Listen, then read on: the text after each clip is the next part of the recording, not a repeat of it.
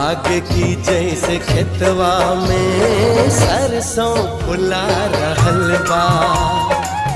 लाग की जैसे खेतवा में सरसों फुला रहल बा।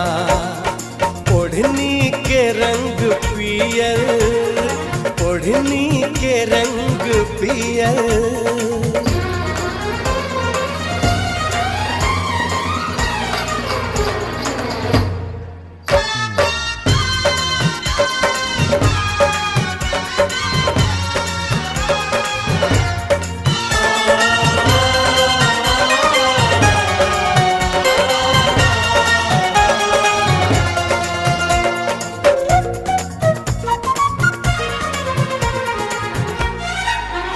मारे हवा के झोंका, लहरे लखलल के सिया।